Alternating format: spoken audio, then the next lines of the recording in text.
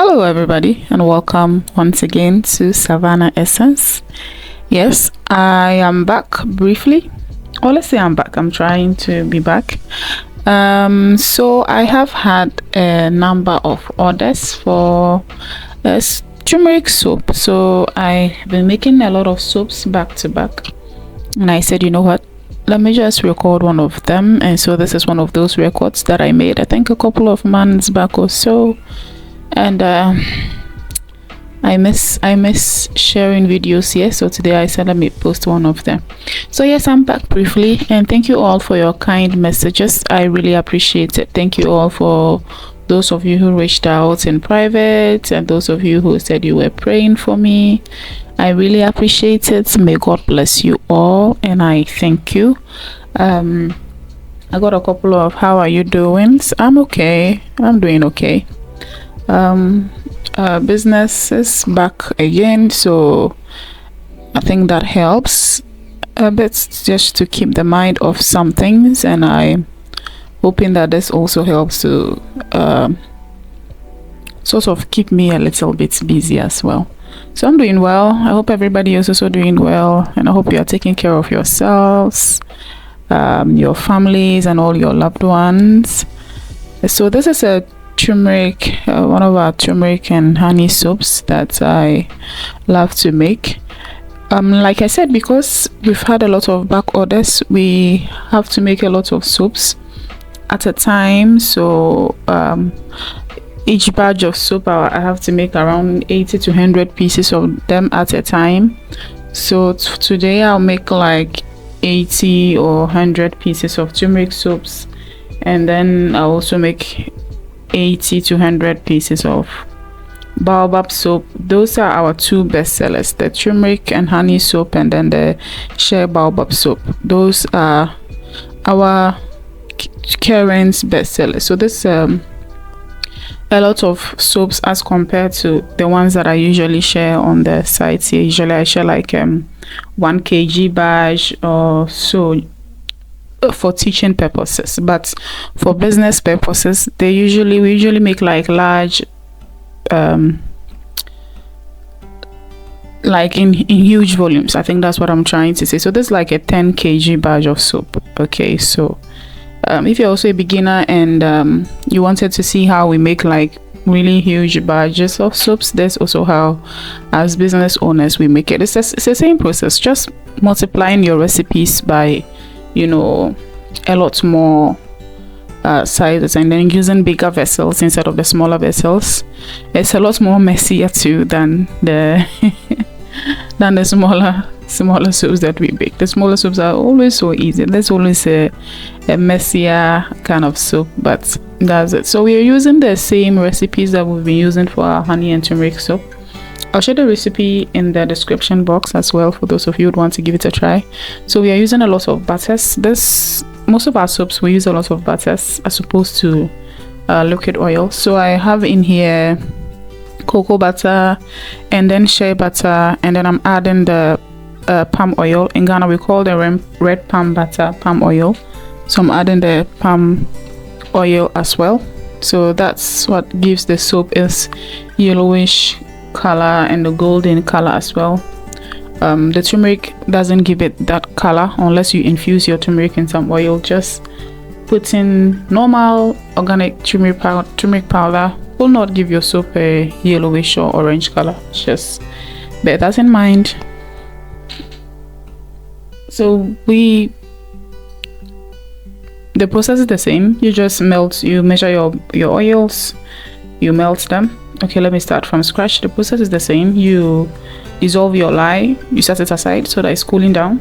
You measure your butters or your hard butters, you melt them. You measure your liquid oils, you set them aside.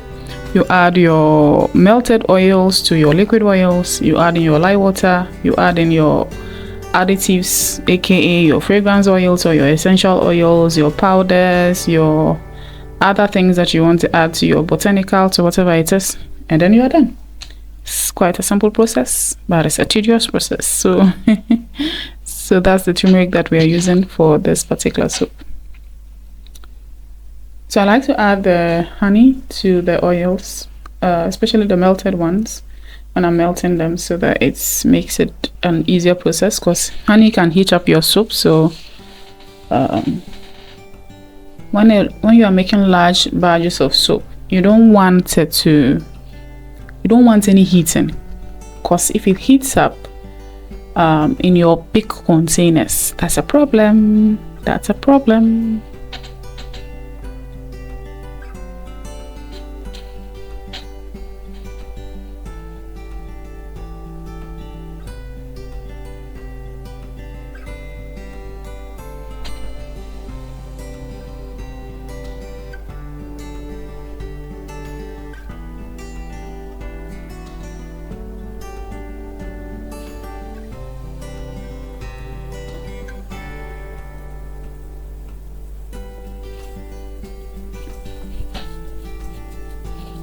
So I've just added my melted oils to my liquid oils. Unfortunately, I'm out of containers. This Leyland bucket is a new bucket that I thought would have been able to fit in around 12 kgs of soap butter, but it's not able to, so I have to improvise in this case. So watch me improvise, because I already made some baobab soap with the bigger buckets, so they are all taken at the moment. So I have to pour some of the oils into the other buckets, and then sort of like do a lot of mixing here and there to get everything thoroughly mixed and, you know, beautiful. So it's part of the business, it's part of the, what should I say, the soap making business. Hazards in soap making, it's kind of like, so I'm just pouring in my lye into the oils and then mixing it nice and easy, just to ensure that everything is well incorporated. And then because the bucket is small, I would have to do a lot of mixing to ensure that the butter and all, I'm able to, you know, use all the butters, all the oils, and then all the lye water, and also ensure that the soap emulsifies completely, so we don't have any lye heavy soaps and we don't have any challenges. So always make sure that you ensure that the new buckets that you're using to make your soaps are able to contain all your soaps, so you don't have to be doing some of these things that I'm doing. It's not advisable, especially if you're a beginner. If you're a beginner, do not do this at home. Do not do this at home. Okay, all right, so just I've done this, so I had to mix this over and over and over and over again to ensure that everything is thoroughly mixed before we then go into the next one. But because these are videos, we tend to do a lot of editing, so I have to edit a lot of that out so we don't waste your time making you watch 1 hour long video of mixing soaps in different buckets. So now this is a simple process of how we make it. I've made a lot of turmeric soaps on this channel at this point, so if you ever wanted to make turmeric soap or turmeric and honey soap, or this our best-selling soap, I've made a lot of them here, so you can always have a look at them. There've been different varieties of them. It's the same thing, it's the same thing, but it's also a very good bar of soap, and it's, like I said, it's a bestseller. So if you wanted to give it a try, you can give it a try. We still have our soap making course also still available, still online. It's an online course, so those of you who are interested in taking that course, is also available. You can take that. We have a lot of free recipes over there as well. They are not just free recipes as in recipes to try your hands on, they are recipes that we make and sell. So they are market ready recipes that you can make and then you can sell, you know, as well, and also get an income from that. So if you're interested in that as well, I'll have that also link down below for those of you interested in joining our soap making course. There have been a lot of amazing reviews and outcomes. It's open for everybody in any country at all, and payments options are very opened, so it's easy for you to make payments anywhere. And because it's an online course, you really do not need me there. Everything, all the videos have been recorded, all the assignments have already been done, everything is on the online course. Any question that you have, you just leave it on the on the course platform, I'll come and answer. But there's even a possibility that any course that you have, some of the students have already, any questions that you have, some of the students have already answered, and I've already provided answers to those questions, so you can easily join in and also learn as well. So yeah, that's also, by the way, I have a couple of, we have a couple of courses also coming up, as and when we settle down and the brain fog that comes along with grieving goes away, we can also have those ones as well. Yep.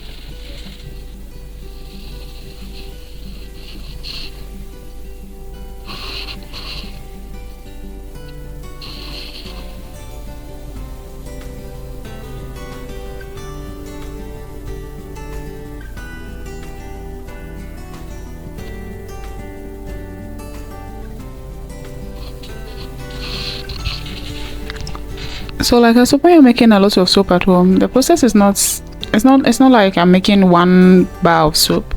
It's usually a lot more messier and a lot more stressful. There's a lot of cleaning up and down.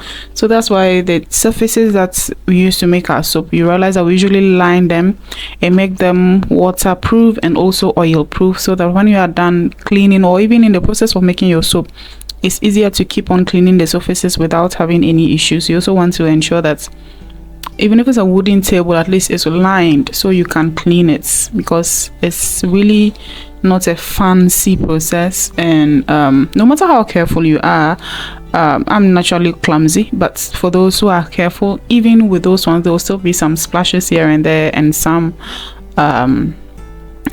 few, you know, cleanups that you still have to do as well. So that's just another thing that I wanted to share. And safety precautions, very, very important. Always make sure that you have your safety gear on, your gloves, your eye protection, very essential, your foot protection, very essential. I'll be sharing a video on one of the soap hazards, that a short video about how I had a volcano in the soap making room. It was a horrible sight, and sometimes when we talk about these things, you don't see them, you will not understand. So always make sure that you are very, very, very well protected as well. So yeah, I think in total we got like 10 bars or so, or 9, I'm not too sure. Yeah, also 9 or 10 bar blocks rather of soaps, and then we'll just cut them into the required sizes, and then we are done. It's usually a very beautiful soap, and I just wanted to say that if you're interested in soap making as a business, it's a good business to start. I will be sharing some business essentials as well on how I calculate the soap cost and all the other things that we use in the process. So if you're interested in that, also just say that in the comment section, and then we can have a video on that as well. And yeah, so